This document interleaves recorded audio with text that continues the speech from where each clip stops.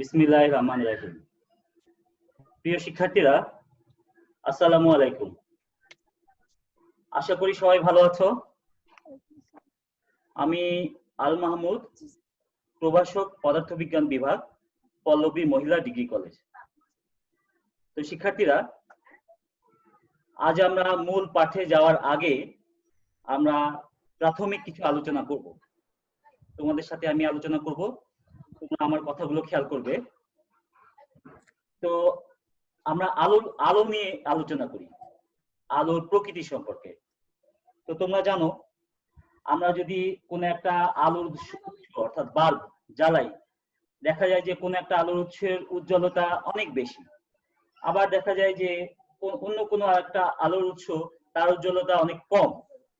তাহলে এই যে উজ্জ্বলতা কারো বেশি কারো কম, এই যে উজ্জ্বলতার পার্থক্য, এটা হওয়ার কারণটা কি, এটা আমাদের জানা দরকার। তো তোমরা আলোর তরঙ্গ সম্পর্কে জানো।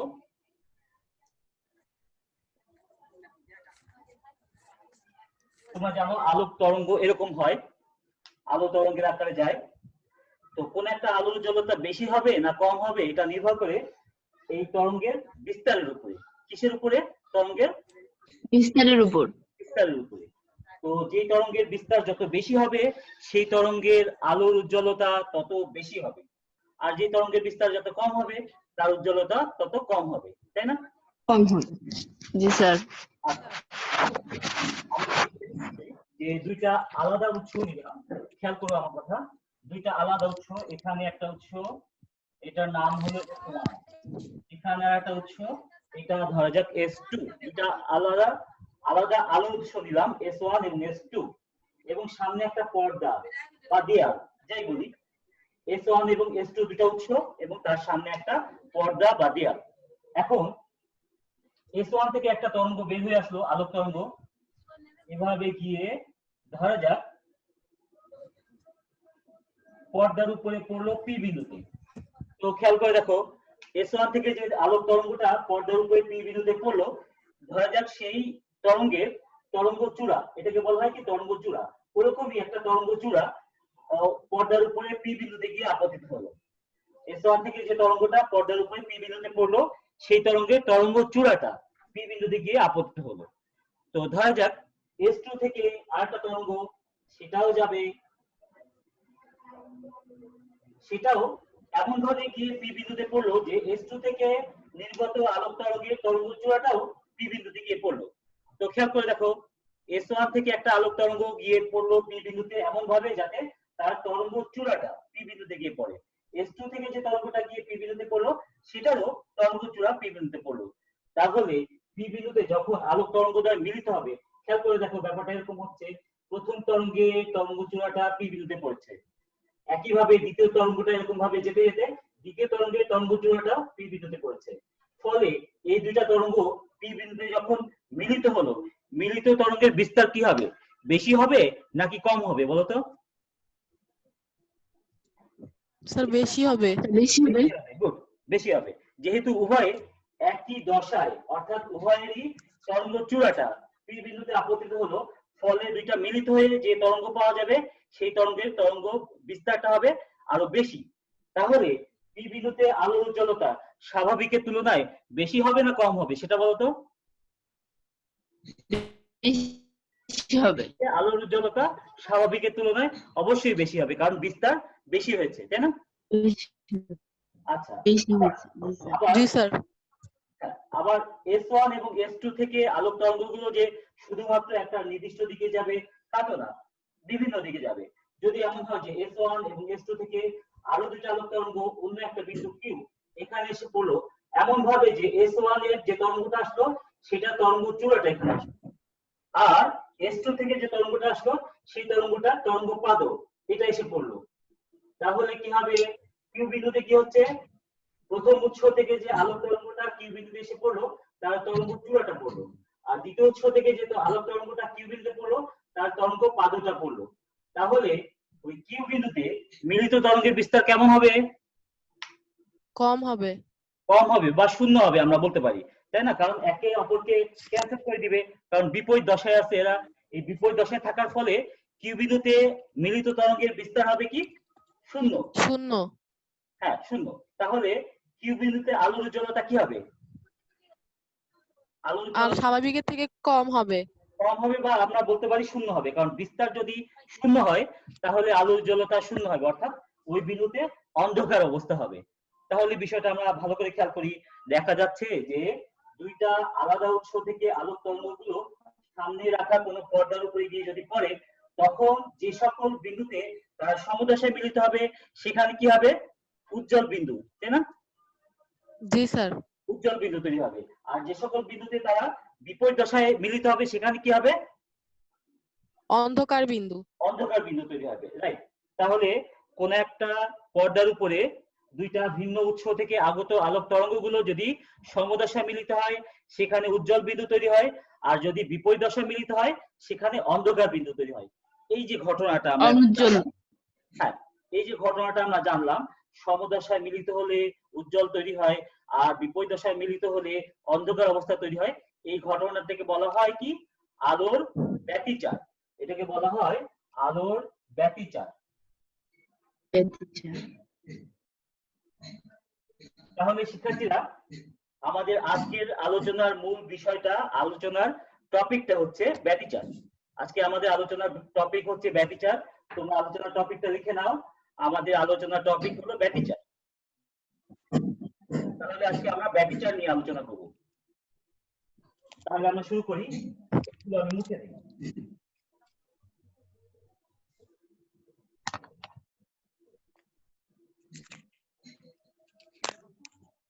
আচ্ছা, তো আমরা এখন ব্যতিচার নিয়ে আলোচনা করি।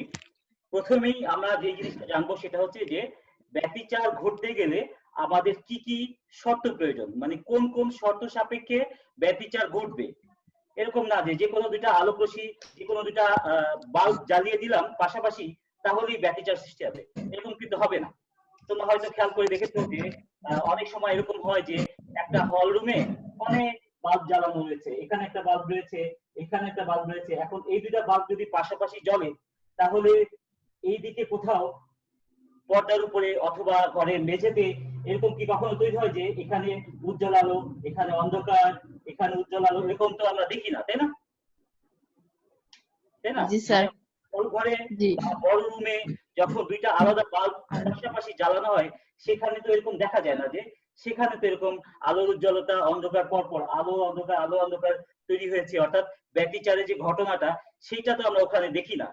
তাহলে আমরা এখন জানলাম যে দুইটা আলোর উৎস, তাদের থেকে নির্গত যে তরঙ্গগুলো তারা কোনো পর্দার উপরে বা দেয়ালের উপরে বা মেঝের উপরে যদি মিলিত হয় কোথাও উজ্জ্বল তৈরি করবে, কোথাও অন্ধকার বিন্দু তৈরি করবে। তাহলে ওই ক্ষেত্রে কেন হয় না, এটা আমাদের জানা দরকার, তাই না? এটা আমরা জানতে চাই। তো এখন তাহলে এখান থেকেই আমরা ব্যতিচারের শর্তগুলো পাবো। যে কোনো দুইটা আলো উৎস হলেই কিন্তু ব্যতিচার ঘটবে না, তাদের কিছু বৈশিষ্ট্য থাকা লাগবে। তো বৈশিষ্ট্যগুলো কি কি সেটা আমরা দেখি। তাহলে আমরা ব্যতিচারের বৈশিষ্ট্যগুলো দেখি।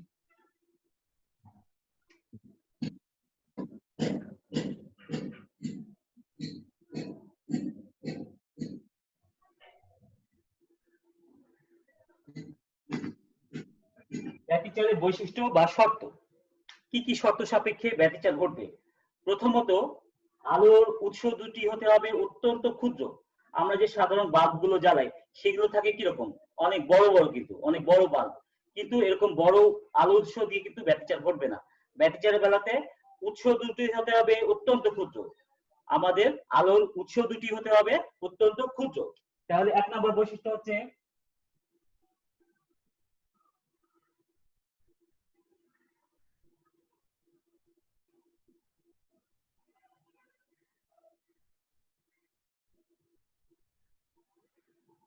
আচ্ছা, উৎসদ্বয় হবে অত্যন্ত ক্ষুদ্র। এটা হলো প্রথম বৈশিষ্ট্য। দ্বিতীয় বৈশিষ্ট্য দেখো, দ্বিতীয় বৈশিষ্ট্য বেশি ইম্পর্টেন্ট, এটা বেশি জরুরি। দ্বিতীয় বৈশিষ্ট্যটা কি? উৎসদ্বয়ের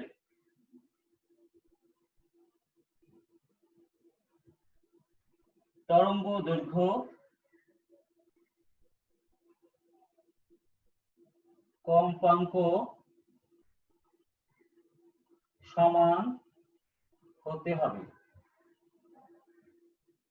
উৎস যে দুটা S1 আর S2 উৎস দুটির কথা বলেছিলাম আমি, এই দুটা উৎসের তরঙ্গ দৈর্ঘ্য উৎস থেকে নির্গত যে তরঙ্গ, সেই তরঙ্গগুলোর তরঙ্গ দৈর্ঘ্য কম্পাঙ্ক সমান হতে হবে, একদম এক্স্যাক্টলি সমান হতে হবে।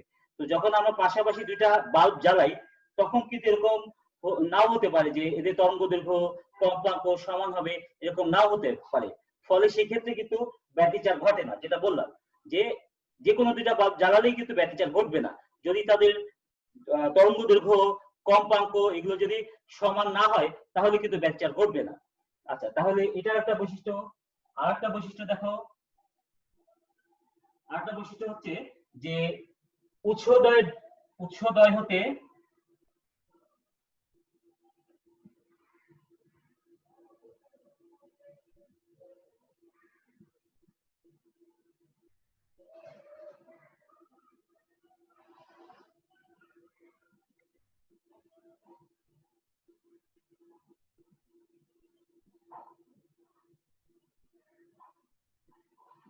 আচ্ছা, তাহলে 3 নম্বর বৈশিষ্ট্যটা কি? উৎসদয় হতে নির্গত তরঙ্গের বিস্তার। বিস্তারের কথা বলেছিলাম একটু আগে, এটা হলো বিস্তার বা এটা বিস্তার, দুইটা সমান। তো উৎসদয় হতে নির্গত তরঙ্গের বিস্তার সমান বা প্রায় সমান হতে হবে। মানে যে দুইটা তরঙ্গ বের হবে S1 এবং S2 থেকে, তাদের বিস্তার সমান, একদম এক্স্যাক্টলি সমান হলে সবচেয়ে ভালো হয়, একদম সমান সমান না হলেও প্রায় সমান হতে হবে। এটা একটা বৈশিষ্ট্য। আচ্ছা, আরেকটা বৈশিষ্ট্য দেখো,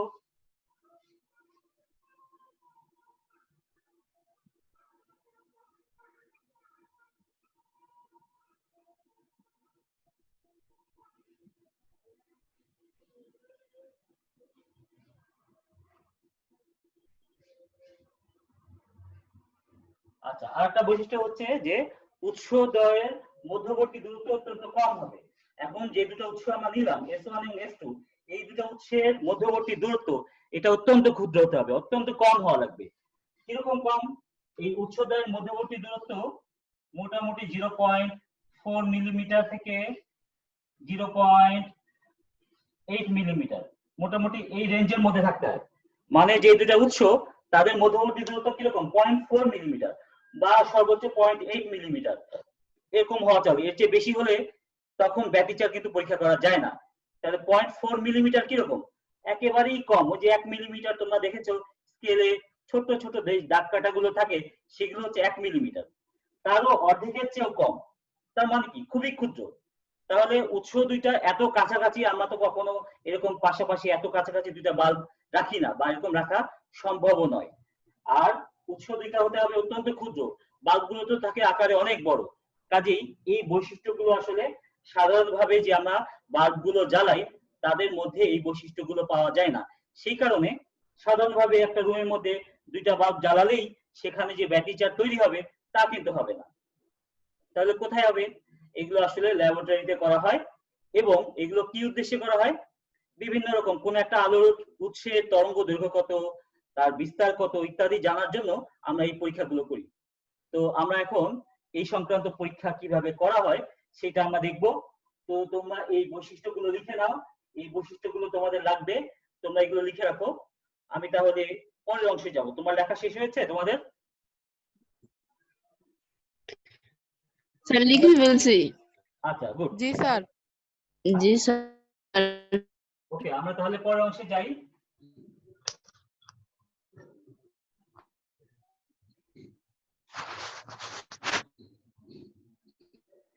আচ্ছা, এই ব্যতিচার সংক্রান্ত একটা পরীক্ষা করেছিলেন বিজ্ঞানী ইয়ং।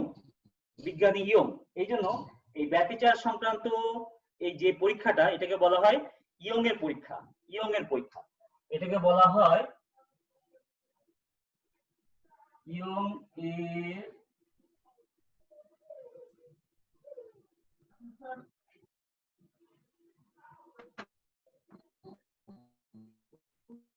এটাকে বলা হয় ইয়ং এর দ্বিচির পরীক্ষা।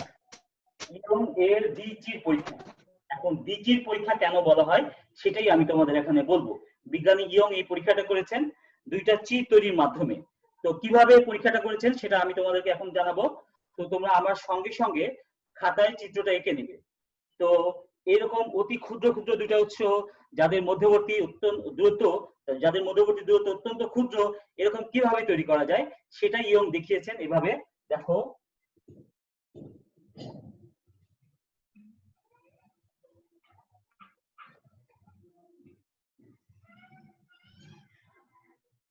প্রথমে একটা আলোর উৎস নিয়েছেন, ইয়ং প্রথমে একটা আলোর উৎস নিয়েছেন, যে আলোর উৎসের উজ্জ্বলতা অত্যন্ত বেশি। তার সামনে একটা পর্দা রেখেছেন, সেই পর্দার মধ্যে একটা সরু ছিদ্র করেছেন, সরু একটা ছিদ্র, সরু ছিদ্র যেমন সুই দিয়ে একটা সরু ছিদ্র করা যায় ওইরকম অত্যন্ত সরু ছিদ্র করেছেন। তো এখান থেকে কি হবে, আলো রশ্মিগুলো যখন এখান থেকে বের হয়ে আসবে তখন এই ছিদ্রটা বা চিরটা সেটাই একটা উৎসের ন্যায় আচরণ করবে, সেটা হবে উৎস এস।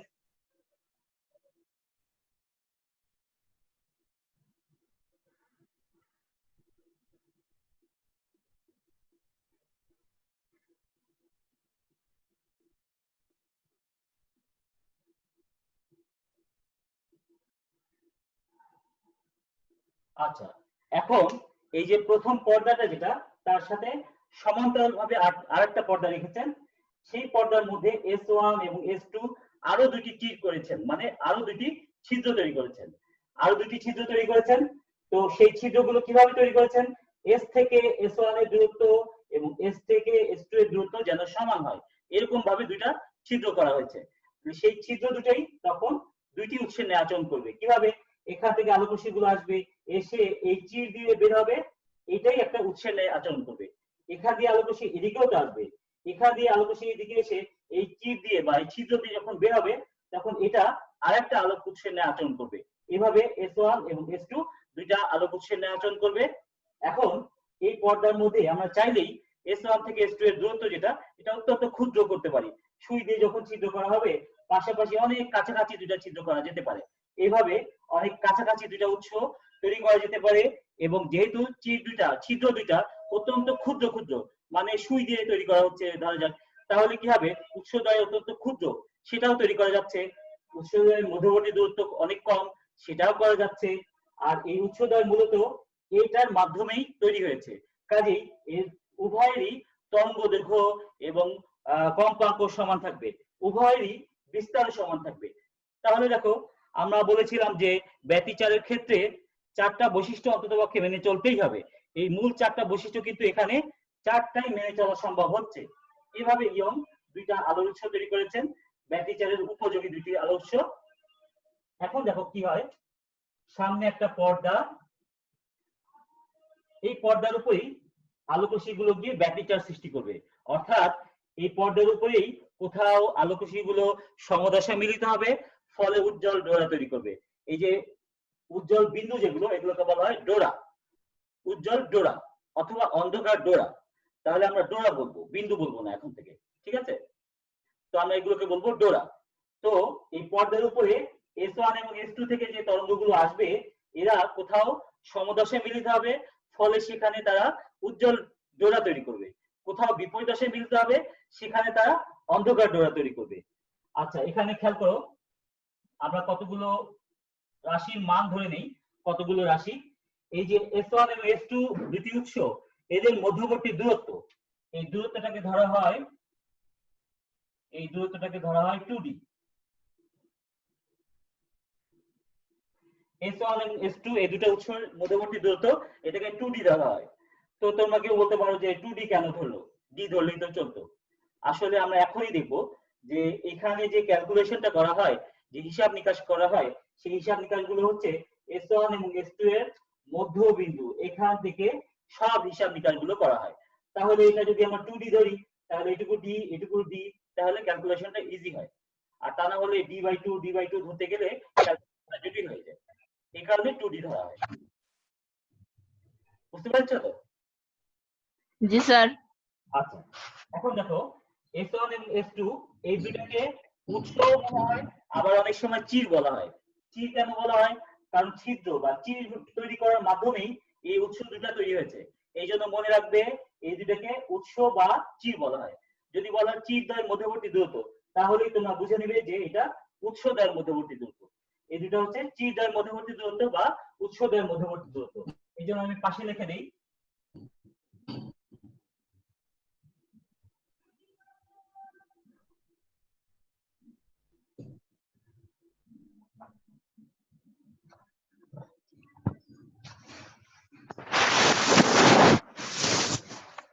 আচ্ছা, তাহলে এখানে বলা হচ্ছে কি যে 2D যেটা, সেটা হলো উৎস দ্বয় বা চি দ্বয়ের মধ্যবর্তী দূরত্ব 2d দিয়ে প্রকাশ করা হয়। আচ্ছা, এবার এই চি দ্বয়ের মধ্যবিন্দু দিয়ে আমরা যদি একটা লম্ব দ্বিখণ্ডক রেখা আঁকি, সেটা এই পর্দাকে যেখানে গিয়ে ছেদ করে সেই ছেদ বিন্দুটার নাম দেওয়া যাক ও। ছেদ বিন্দুটার নাম হচ্ছে ও।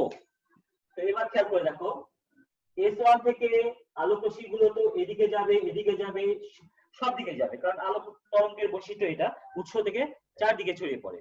আচ্ছা, তাহলে সব দিকে যাবে। তো S1 থেকে কোন একটা তরঙ্গ নিশ্চয়ই ও তে গিয়ে পড়বে। আবার ঠিক একইভাবে S2 থেকেও নিশ্চয়ই কোন একটা তরঙ্গ ও বিন্দুতে গিয়ে পড়বে। এখন তোমরা একটু খেয়াল করে বলো দেখি যে S1 থেকে যে তরঙ্গটা ও বিন্দুতে গিয়ে পড়বে এবং S2 থেকে যে তরঙ্গটা ও বিন্দুতে গিয়ে পড়বে, এরা উভয় কি সমান দূরত্ব অতিক্রম করে ও বিন্দুতে পড়বে নাকি ভিন্ন দূরত্ব অতিক্রম করবে? ভিন্ন দূরত্ব। খেয়াল করে দেখো, S1 থেকে যে তরঙ্গটা ও বিন্দুতে গিয়ে পড়বে তা যে দূরত্ব অতিক্রম করবে, S2 থেকে যে তরঙ্গটা ও বিন্দুতে গিয়ে পড়বে সমান দূরত্ব। একই দূরত্ব, রাইট। যেহেতু লম্ব দ্বিখণ্ডক রেখা, এই জন্য একই দূরত্ব অতিক্রম করে ও বিন্দুতে পড়বে। আচ্ছা, যখন এরা একই দূরত্ব অতিক্রম করে ও বিন্দুতে পড়বে, তখন কি তারা সমদশা মিলিত হবে নাকি বিপরীত দশা মিলিত হবে বলতে পারবে? জি স্যার। যখন তারা একই দূরত্ব অতিক্রম করে ও বিন্দুতে গিয়ে পড়বে, তখন তারা কি সমদশায় মিলিত হবে নাকি বিপরীত দশায় মিলিত হবে? বিপরীত দশায়। যখন অতিক্রান্ত দূরত্ব, এটা খেয়াল রাখো, তোমাদের এটা জানা নেই এই জন্য আমি বলছি, যখন তারা একই দূরত্ব অতিক্রম করে কোন একটা বিন্দুতে গিয়ে পৌঁছায়, তখন তারা অবশ্যই সমদশায় মিলিত হবে। তখন তারা অবশ্যই সমদশায় মিলিত হবে। তাহলে কি হবে? ও বিন্দুতে S1 এবং S2 থেকে যে তরঙ্গগুলো এসে মিলিত হবে, তারা কিভাবে মিলিত হবে? সমদশায়। সমদশায় মিলিত হবে। তাহলে এখন তোমরা বলতে পারবে ও বিন্দুতে উজ্জ্বল ডোরা তৈরি হবে নাকি অন্ধকার ডোরা তৈরি হবে? উজ্জ্বল ডোরা। উজ্জ্বল ডোরা, কারণ তারা সমদশায় মিলিত হচ্ছে, উজ্জ্বল ডোরা তৈরি হবে। আচ্ছা, উজ্জ্বল ডোরা যেটা তৈরি হবে সেটাকে আমরা এরকম দুটা সমান্তরাল দাগ দিয়ে রাখলাম। এই উজ্জ্বল ডোরাগুলো একটা নির্দিষ্ট পুরুত্বের, এতটুকু পুরুত্বের একটা উজ্জ্বল ডোরা, উজ্জ্বল রেখার মতন পাওয়া যাবে পর্দার উপরে, উজ্জ্বল রেখার মতন। এই জন্যই এটাকে বলা হয় উজ্জ্বল ডোরা। এই ডোরাগুলো দেখতে অনেকটা ওই স্ট্রাইপ শার্টের মধ্যে যেরকম স্ট্রাইপ গুলো থাকে সাদা কালো সাদা কালো, অনেকটা ওই রকম, যে পরপর পরপর সাদা কালো পরপর এখানে তৈরি হবে। কিভাবে তৈরি হবে সেটা আমরা দেখবো এখনই। তাহলে এই মাঝখানে একটা কি তৈরি হচ্ছে? উজ্জ্বল ডোরা না অন্ধকার ডোরা? উজ্জ্বল ডোরা। উজ্জ্বল ডোরা। এটাকে বলা হয়, তোমরা এটার নাম মনে রাখবে, আমি তোমরা এগুলো লিখে নাও, পরে আমি এগুলো আবার মুছে দিব, কারণ পরে আরো অনেক কিছু আঁকতে হবে, তখন আঁকার জায়গা থাকবে না, এই জন্য তোমরা লিখে নিও।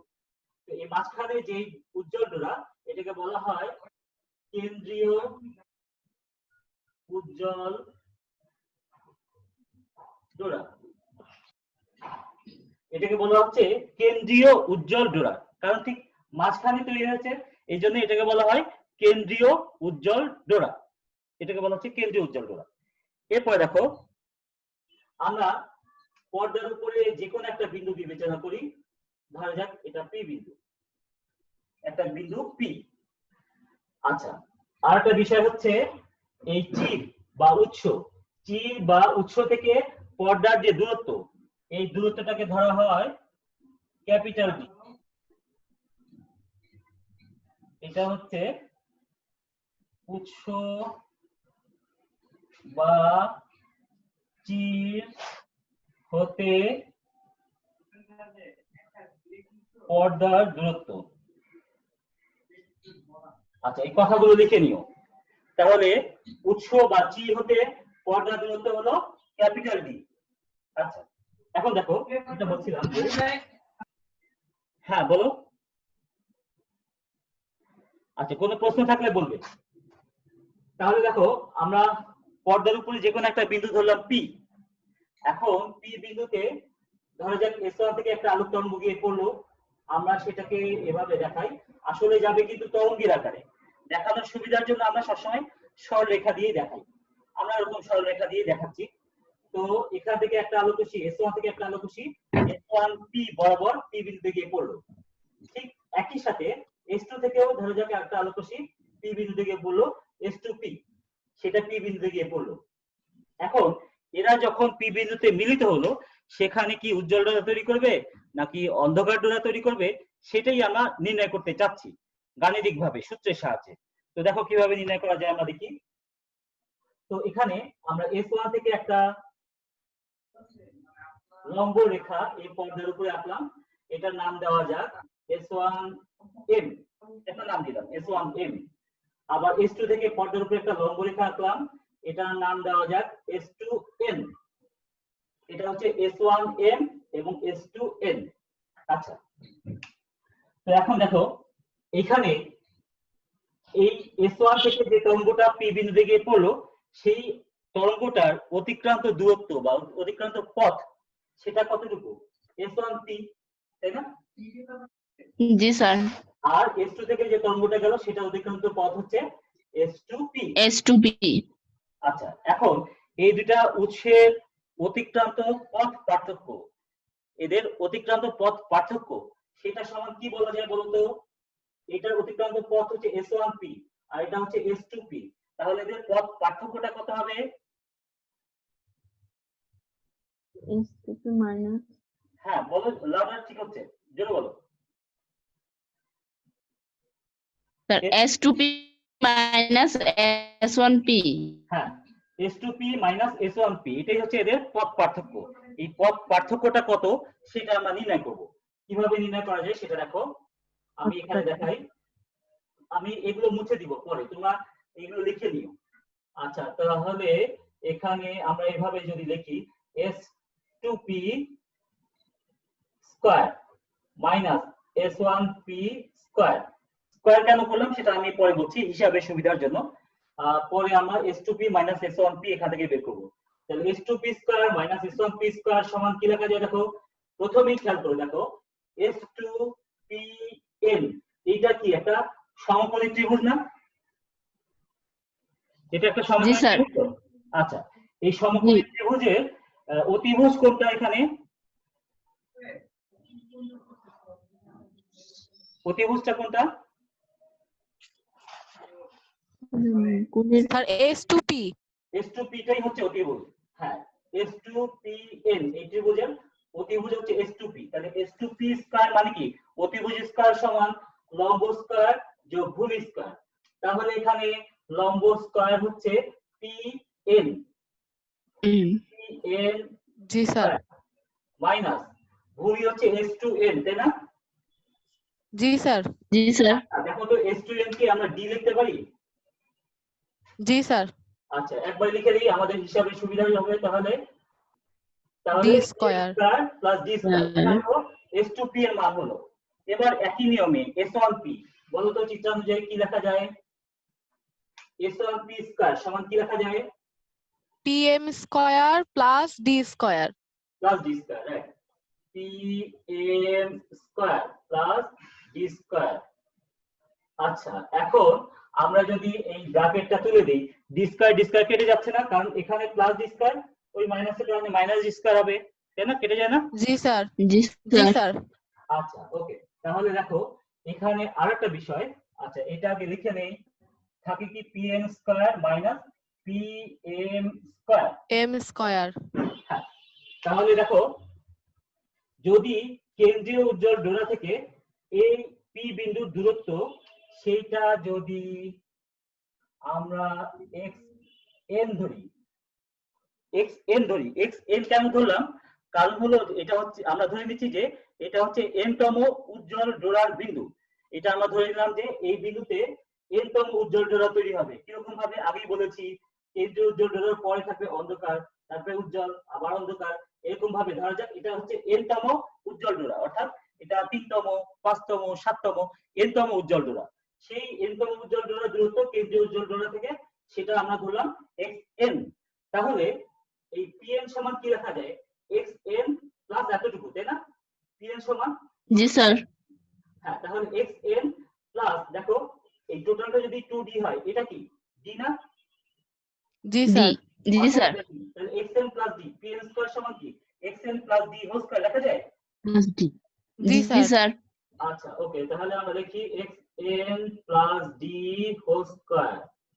ঠিক একই ভাবে Pn, এই pm সমান কি লেখা যায়? এই পুরোটা হচ্ছে xn, তার থেকে মাইনাস করব xn minus mo বা d আর d, right, xn minus d whole square, xn minus d whole square, এরকম লেখা যায়।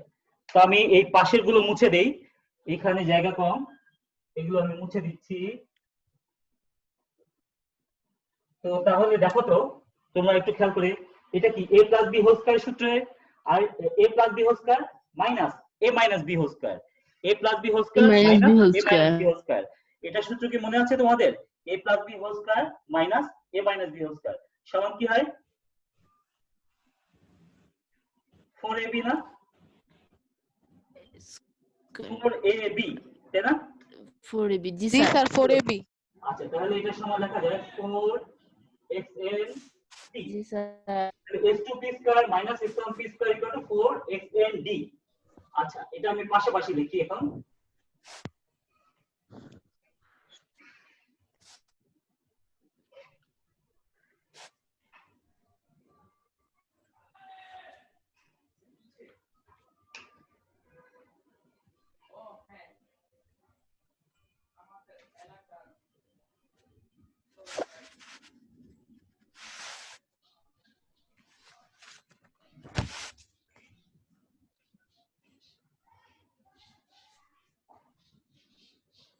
তো দেখো পাশাপাশি লিখলাম, বাম দিকে কি ছিল? s2p square minus s1p square, এটাকে a plus b into a minus b whole square সূত্রে লেখা যায় না?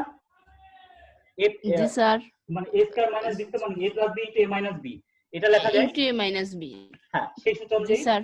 a মাইনাস b টা আগে লিখেছি আমি, তাহলে s2p minus s1p into s2p plus s1p সমান 4xn d, ঠিক আছে? জি স্যার। আচ্ছা, তাহলে এখন দেখো এখানে আমরা একটা জিনিস খেয়াল করি, আগেই তোমাদের বলেছি যে s1 এবং s2 যে উৎস, এই উৎসদ্বয়ের মধ্যবর্তী দূরত্ব কেমন হয়? খুবই ক্ষুদ্র, তাই না? জি স্যার জি স্যার। খুবই ক্ষুদ্র। সেই তুলনায় d থেকে পর্দার দূরত্ব হয় অনেক বেশি, d হয় কিরকম? 1 মিটার বা তার চেয়ে বেশি। 1 মিটার কিরকম? এই বোর্ডের সমান যে দূরত্ব, এটা হচ্ছে 1 মিটার। আর উৎসদ্বয়ের দূরত্ব কিরকম? অত্যন্ত ক্ষুদ্র। তাহলে এই দূরত্বের তুলনায় এই দূরত্ব যেহেতু অত্যন্ত বেশি, সেই জন্য খেয়াল করে দেখো, সেই জন্য s1p এবং s2p এই দুইটাকে আমরা প্রায় d অর্থাৎ এই দূরত্বের সমান বিবেচনা করতে পারি।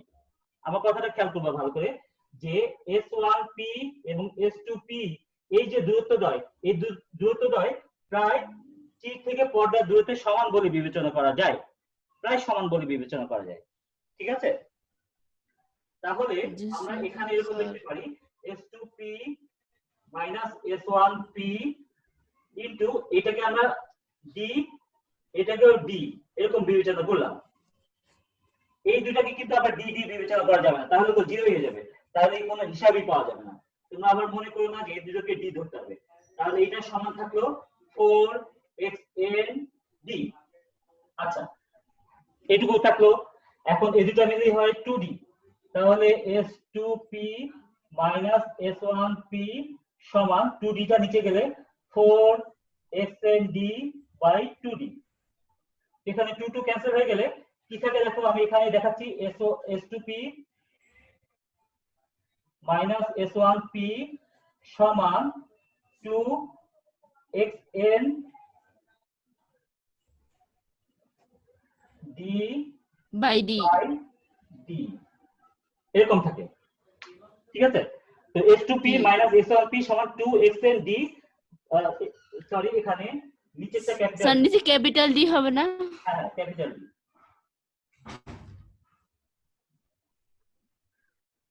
নিচে হলো ক্যাপিটাল ডি, ঠিক আছে? তো এখানে এটা হচ্ছে উৎসদ্বয় হতে যে তরঙ্গদ্বয় পর্দার উপরে গিয়ে পড়লো, তাদের পথ পার্থক্য এটা, এদের পথ পার্থক্য হচ্ছে এটা।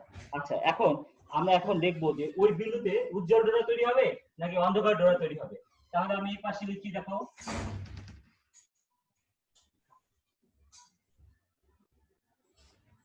আচ্ছা, যদি দেখা যায় কি যে যদি এই উৎসদ্বয়ের পথ পার্থক্য λ/2 এর জোড় গুণিতক হয়, কিরকম? উৎসদ্বয়ের পথ পার্থক্য অর্থাৎ s2p মাইনাস s1p এটা যদি λ/2 এর জোড় গুণিতক হয় তাহলে সেই বিন্দুতে উজ্জ্বল ডোরা তৈরি হবে, আর λ/2 এর বিজোড় গুণিতক যদি হয় সেখানে অন্ধকার ডোরা তৈরি হবে। তাহলে উজ্জ্বল ডোরা। উজ্জ্বল ডোরার শর্ত অনুযায়ী দেখো কি লেখা যায়।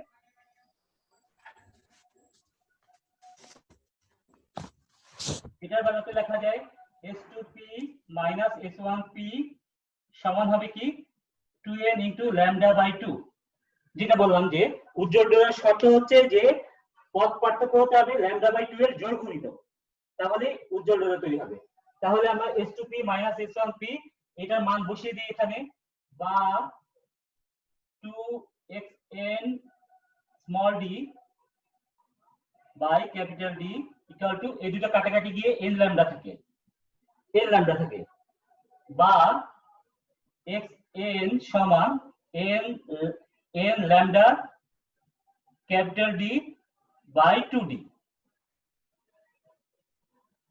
এটা হলো উজ্জ্বল ডোরার শর্ত।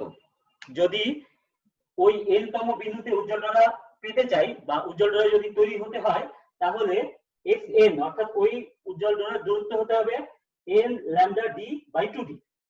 এটা হচ্ছে n তম উজ্জ্বল ডোরার দূরত্ব। কেন্দ্রীয় উজ্জ্বল ডোরা থেকে n তম উজ্জ্বল ডোরার দূরত্ব হচ্ছে এটা। এটা হলো কেন্দ্রীয় উজ্জ্বল ডোরা থেকে n তম উজ্জ্বল ডোরার দূরত্ব। এটা বুঝেছো সবাই? এটুকু বুঝেছো তো সবাই? জি স্যার।